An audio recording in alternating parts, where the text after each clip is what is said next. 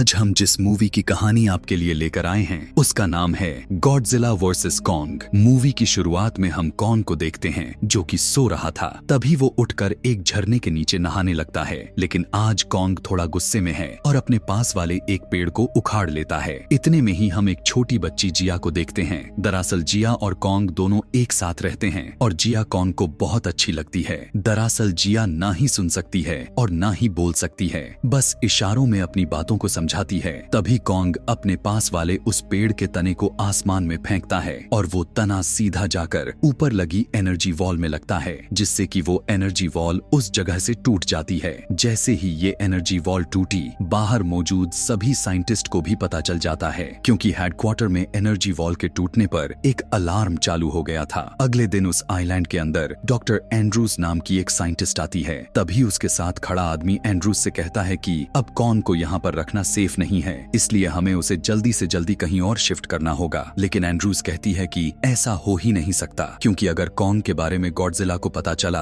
तो इनके बीच में बहुत ही भयंकर युद्ध छिड़ जाएगा, क्योंकि दोनों बहुत ही ज्यादा खतरनाक और शक्तिशाली टाइटन हैं। इसके बाद हम बर्नी नाम के एक आदमी को देखते हैं। दरअसल वो एक हैकर है और खुद का एक रेडियो प्रोग्राम भी चलाता है, जिसमें वो गॉडजिला के बारे में काफी जानकारी देता रहता है। बर्नी सीधा अपनी कार से उतरकर एपेक्स नाम की टेक्नोलॉजी कंपनी में चला जाता है। वो वहाँ की सबसे बड़ी कंपनी है जो कि इंसानों के भविष्य के लिए बहुत ही एडवांस टेक्नोलॉजी बना रही थी। दरअसल बर्नी उसी कंपनी में काम करता है और उसे शक है कि ये कंपनी कुछ न कुछ जरूर गड़बड़ कर रही है, इसलिए आज वो इस कंपनी का डाटा हैक कर लेता है। डाटा हैक करते वक्त उसे पता चलता है कि ये कंपनी एक बहुत ही बड़े प्रोजेक्ट को हांगकांग लेकर जा रहे हैं। तभी वहाँ पर एक अलार्म चालू हो जाता है। दरअसल ये गॉडजिला के आने का एक वार्निंग अलार्म था, इसलिए बर्नी उस कंपनी से निकल जाता है। उधर हम गॉडजिला को देखते हैं जो कि अब शहर के करीब आता जा रहा था। गॉडजिला फ्लोरिडा आते ही वहाँ पर हमला कर देता है। ये आज पहली बार था कि गॉडजिला इंसानों पर हमला कर रहा था, और सोचने वाली ये बात भी है कि गॉडजिला ने कहीं और नहीं बल्कि एपेक्स कंपनी के ऊपर ही हमला कर रहा था। ये देखकर बर्नी को भी काफी अजीब लगता है, क्योंकि उसे लग रहा था कि इस कंपनी ने जरूर गॉडजिला के साथ कुछ किया है। अगले दिन गॉडजिला के हमले की खबर सारे न्यूज चैनल कवर कर रहे थे। तभी हम मेडिसोन नाम की एक लड़की को देखते हैं। वो भी अपने स्कूल में बैठी उस न्यूज को देख रही थी जिसमें एपेक्स कंपनी का ओनर वॉल्टर साइमन कहता है कि गॉडजिला इंसानों के लिए खतरा है। लेकिन मेडिसोन को उसकी ये बात सही नहीं लगती। इसके बाद वो सीधा अपने डैड डॉक्टर मार्क के पास जाती है। मेडिसोन अपने डैड को कहती है कि गॉडजिला के ऐसे तबाही मचाने के कोई तो बहुत बड़ा कारण है, क्योंकि आपको भी पता है कि गॉडजिला इंसानों को नुकसान नहीं पहुंचाता। लेकिन मार्क उसकी एक भी बात नहीं सुनता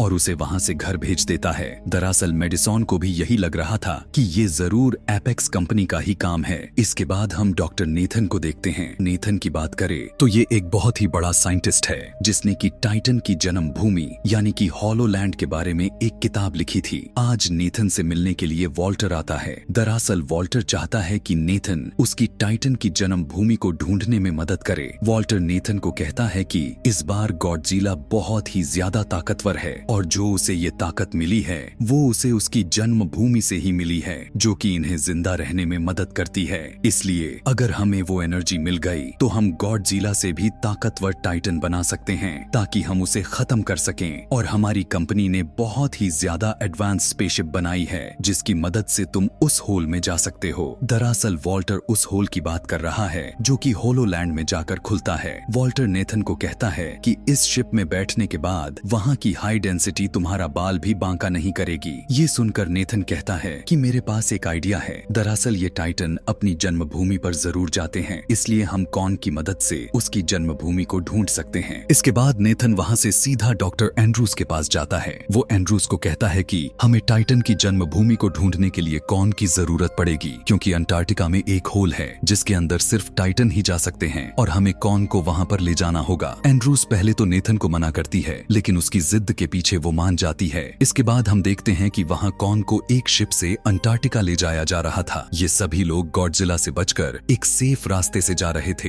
ताकि इनका सामना गॉडजिला से ना हो, क्योंकि अगर इन दोनों का एक दूसरे के साथ आमना सामना हो गया तो ये तबाही मचा देंगे, क्योंकि ये सदियों से एक दूसरे के दुश्मन जो हैं। तभी रात में जिया कॉन्ग के पास जाती है। इतने में ही वहाँ पर एंड्रूज भी आ जाती है। जिया एंड्रूज को बताती है कि कॉन्ग गुस्सा है क्योंकि हमने उसे बांध रखा है। फिर हम मेडिसोन को देखते हैं जो कि अपने दोस्त जोश के साथ उस हैकर को ढूंढने के लिए निकल जाती है, क्योंकि क्योंकि हैकर ही वो आदमी है जो उसे गॉडजिला और एपेक्स कंपनी के बीच के राज के बारे में बता सकता है। दोनों वहां से एक स्टोर वाले के पास चले जाते हैं क्योंकि बर्नी उस स्टोर से काफी ज्यादा ब्लीच खरीदता था। जोश उस स्टोर वाले को कुछ पैसे दे देता है जिससे कि वो स्टोर वाला उन्हें बर्नी का एड्रेस बता देता है। इसके बाद वो दोनों सीधा बर्नी के छोटे से कैबिन के बाहर पहुंच जाते हैं। बर्नी इसके बाद उन्हें वहां से सीधा एक बार में ले जाता है। मेडिसन बर्नी को बताती है कि मुझे लगता है कि एपेक्स और गॉडजिला का जरूर कोई ना कोई कनेक्शन जरूर है। ये सुनकर बर्नी कहता है कि हाँ, मुझे भी यही लगता है क्योंकि मैंने एपेक्स कंपनी का डाटा हैक किया था जिसमें मुझे पता चला था कि एपेक्स कंपनी हांगकांग हेडक्वार्टर में बहुत सारा सामान भेज रही है जो कि नॉर्मल सामान से बहुत ज्यादा है और उसी हेडक्वार्टर पर गॉडजिला ने भी हमला किया था। इसके बाद वो प्लान बनाते हैं कि वो एपेक्स हेडक्वार्टर में जाकर इसके बारे में पता लगाएंगे। उधर शिप में हम एंड्रूस और नेथन को एक साथ बैठा देखते हैं। एंड्रूस नेथन को बताती है कि उसी आइलैंड पर जिया के माँ बाप मारे गए थे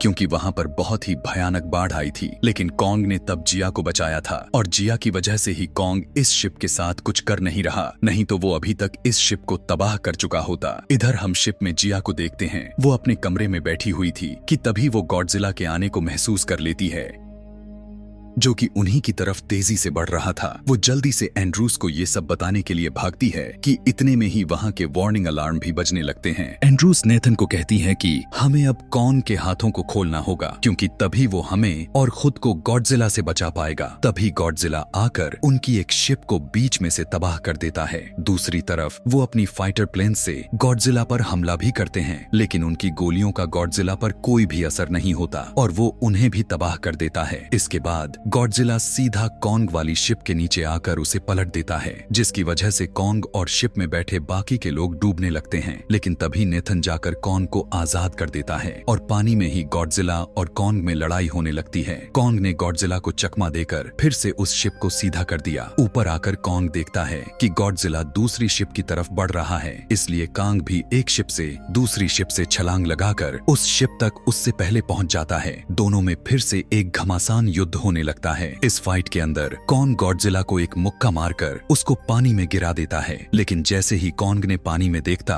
उसके अंदर से एक नीले रंग की रोशनी बाहर आ रही थी। दरअसल ये कुछ और नहीं बल्कि गॉडजिला के मुंह से निकालने वाली बहुत ही खतरनाक एनर्जी थी। लेकिन कॉन्ग टाइम रहते उस शिप से कूद जाता है और उन दोनों की फिर से पानी में लड़ाई होने लगती है। गॉडजिला कॉन्ग को समंदर की गहराई में ले जाने लगता है क्योंकि गॉडजिला की तरह वो पानी में सांस नहीं ले सकता। ऊपर शिप में एंड्रूस नेथन को कहती है कि हमें कॉन्ग को बचाना होगा, इसलिए वो बहुत सारे वाटर बॉम्ब पानी में डाल देते हैं जिससे कि कॉन्ग गॉडजिला के चंगुल से बचकर पानी से बाहर आ जाता है। उधर नेथन शिप के कैप्टन से कहता है कि वो सारे शिप्स के इंजन को बंद कर दे जिससे कि गॉडजिला को लगेगा कि वो सभी मर चुके हैं। कैप्टन ऐसा ही करता है और शिप के सभी इंजन को बंद कर देता है जिससे कि गॉडजिला वहां से चला जाता है। अब वो इंजन भी शुरू नहीं कर सकते थे क्योंकि अगर उन्होंने ऐसा किया तो गॉडजिला फिर से वापस आ जाएगा। इसलिए नेथन एंड्रूस को कहता है कि हम कॉन्ग को आसमान से लेकर जाएंगे। इसके बाद हम मेडिसन बर्नी और जोश को देखते हैं। सभी लोग छुपकर एपेक्स हेडक्वार्टर के अंदर चले जाते हैं। अंदर जाने के बाद वो देखते हैं कि वहाँ पर बहुत सारे अंडे पड़े थे, लेकिन उन्हें ये नहीं पता होता कि ये अंडे किसके हैं। वो सभी वहाँ पर सब कुछ देख ही रहे थे कि तभी वहाँ के सारे दरवाजे बंद हो जाते हैं। दरअसल ये कुछ और नहीं बल्कि एक बहुत बड़ा कंटेनर था जो कि हांगकांग जाने वाला है। ये देखकर बर्नी तो बहुत खुश हो जाता है क्योंकि अब उन्हें पता चल जाएगा कि वहाँ पर क्या चल रहा है। उधर नेथन का आइडिया काम आता है और वो कांग को हेलीकॉप्टर्स के जरिए अंटार्कटिका ले आते हैं। वहाँ पर आते ही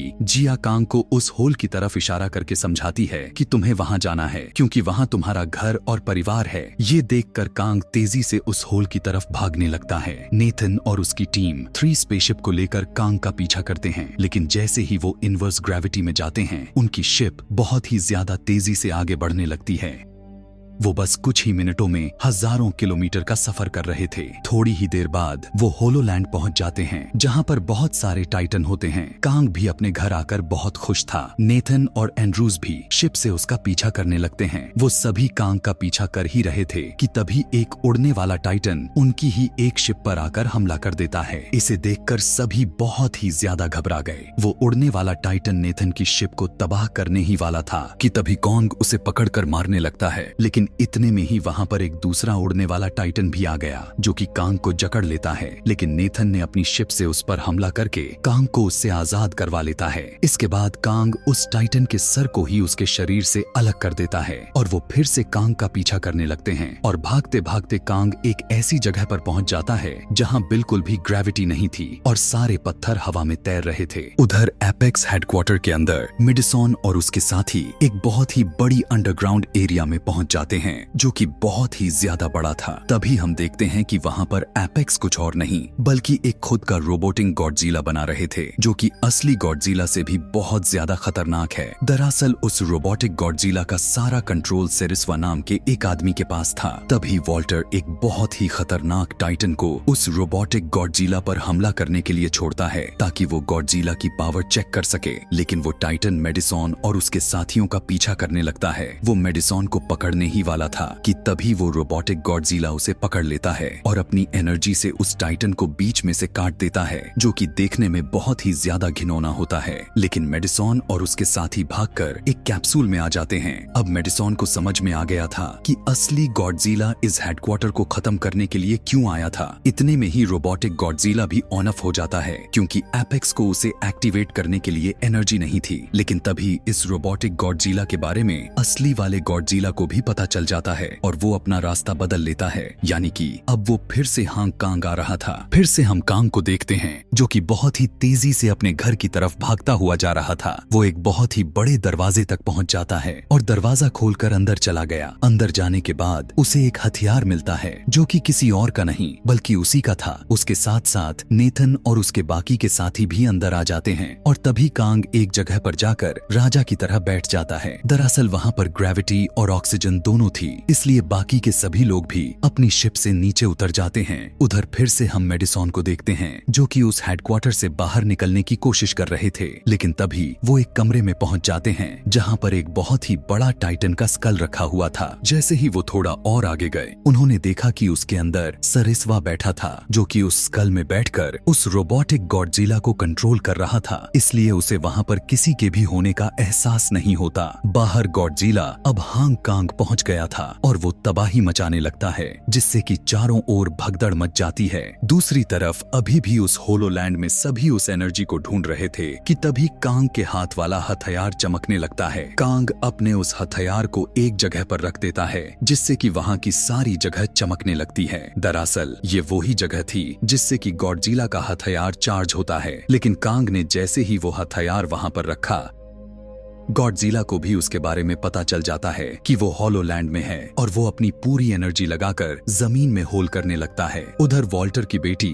जो कि उनके साथ होलोलैंड में आई हुई थी वो अपने एक डिवाइस से वहां की एनर्जी का सैंपल लेने लगती है जिससे कि हांग कांग में मौजूद वो रोबोटिक गॉडजिला भी चार्ज हो रहा था। लेकिन एंड्रूस उसे ऐसा करने से मना करती है क्योंकि उन्हें अभी तक इस एनर्जी के बारे में ज्यादा कुछ पता नहीं होता। लेकिन तभी वॉल्टर के गार्ड्स उन पर बंदूक तान लेता है। ये देखकर कांग को गुस्सा आ जाता है, लेकिन इतने में ही वहां की जमीन हिलने लगती है। उधर उस एनर्जी की वजह से वो रोबोटिक गॉडजिला बिल्कुल चार्ज हो गया था, इसलिए वॉल्टर सेरिस्वा को उसे एक्टिवेट करने के लिए कहता है। लेकिन सेरिस्वा उसे कहता है कि इस एनर्जी के बारे में हमें कुछ भी पता नहीं है, इसलिए ये हमारे लिए एक खतरा भी बन सकती है। लेकिन वॉल्टर फिर भी उसे रोबोटिक गॉडजिला को एक्टिवेट करने के लिए कहता है। उधर होलोलैंड में सभी लोग गॉडजिला से बचने के लिए इधर उधर भाग रहे थे कि इतने में ही उस तरफ से गॉडजिला की एनर्जी निकलती है और वहां पर एक बहुत ही बड़ा होल हो जाता है। वॉल्टर की बेटी वहां से अपनी शिप में बैठकर जा ही रही थी कि इतने में ही गॉडजिला उसके शिप को पकड़कर तबाह कर देता है और फिर कांग अपना हथियार लेकर उस होल में कूद गया और उसके पीछे पीछे नेथन और एंड्रूज भी चले जाते हैं। ऊपर हम मेडिसॉन को देखते हैं, वो सभी कंट्रोल रूम तक पहुंच जाते हैं, लेकिन कंट्रोल रूम में आते ही वो गार्ड के हाथों पकड़े गए। अब कांग भी उस होल से हांग कांग में पहुंच गया था और गॉडजिला और कांग फिर से आमने सामने होते हैं और दोनों फिर से एक दूसरे के साथ भिड़ जाते हैं। जैसे ही कांग ने अपने हथियार के साथ गॉडजिला पर हमला किया, गॉडजिला उस हमले से बच जाता है और कांग का हथियार एक बिल्डिंग में अटक जाता है। इस मौके का फायदा उठाकर गॉडजिला कांग पर भारी पड़ने लगा, लेकिन कांग खुद को संभालकर गॉडजिला को बहुत ही जोर से मुक्का मारता है जिससे कि गॉडजिला नीचे गिर जाता है। तभी गॉडजिला फिर से अपनी एनर्जी से कांग को मारने की कोशिश करता है, लेकिन कांग अपने हथियार को अपने सामने कर लेता है, लेकिन वो एनर्जी एनर्जी बहुत ज्यादा थी,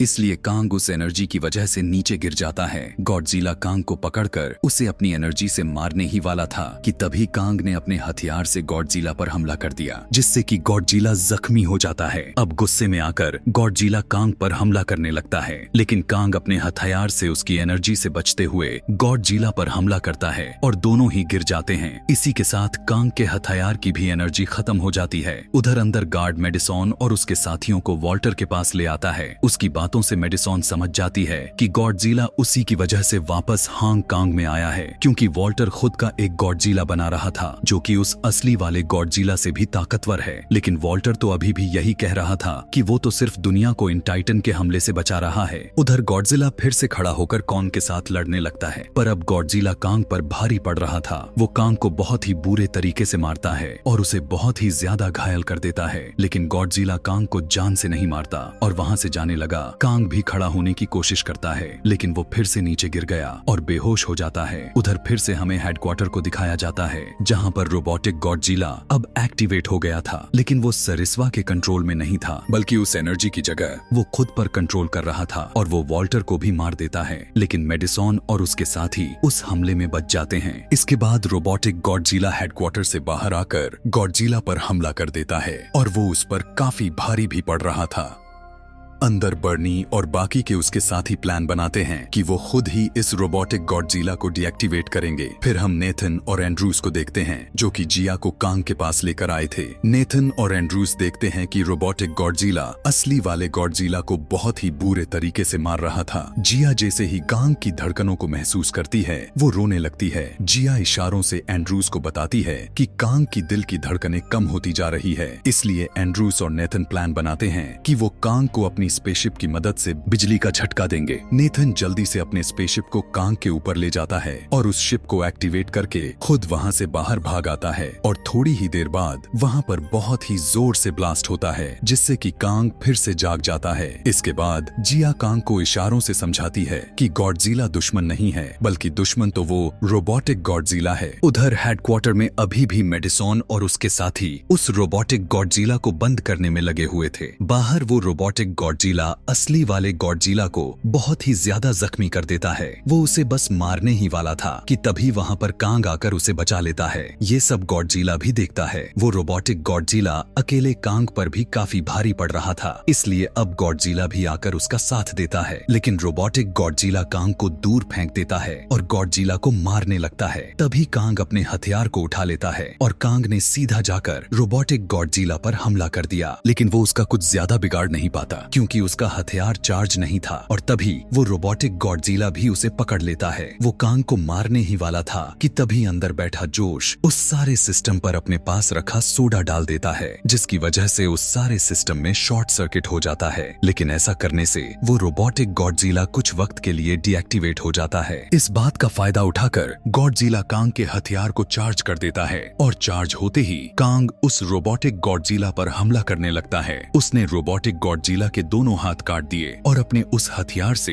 आखिरी एक हमला करता है, जिससे कि वो रोबोटिक गॉडजिला नीचे गिर जाता है और तभी कांग अपनी पूरी ताकत लगाकर उसके सर को उसके शरीर से अलग कर देता है और वो रोबोटिक गॉडजिला वहीं पर पूरे तरीके से डीएक्टिवेट हो जाता है। इसके बाद हम नेथन को देखते हैं, जो कि बिल्कुल ठीक था। उधर मार्क अपनी बेटी को ढूंढते ढूंढते हांगकांग आ गया था और मेडिसॉन को ढूंढ रहा था। तभी उसे मेडिसॉन दिख जाती है और वो उसे सही सलामत देखकर बहुत ही ज्यादा खुश था। मेडिसॉन अपने डैड को बर्नी और जोश से मिलवाती है। वो बताती है कि बर्नी ने ही हमारी जान बचाई है। तभी गॉडजिला बहुत ही जोर से दहाड़ लगाता है, जिससे कि कांग को लगता है कि वो फिर से उससे लड़ना चाहता है, लेकिन गॉडजिला बिना कांग से लड़े वहां से चला जाता है। ये देखकर सभी बहुत ही ज्यादा खुश होते हैं। इसके बाद हम देखते हैं कि कांग अब अपने घर होलोलैंड में है और अपने घर आकर वो भी काफी खुश है। साथ ही वहाँ पर नेथन और जिया भी होते हैं। इसी के साथ ये मूवी यहीं पर खत्म हो जाती है। ऐसे ही और मूवी एक्सप्लेनेशन वीडियोस देखने के लिए कमेंट में नेक्स्ट लिखना ना भूलें। Thanks for watching.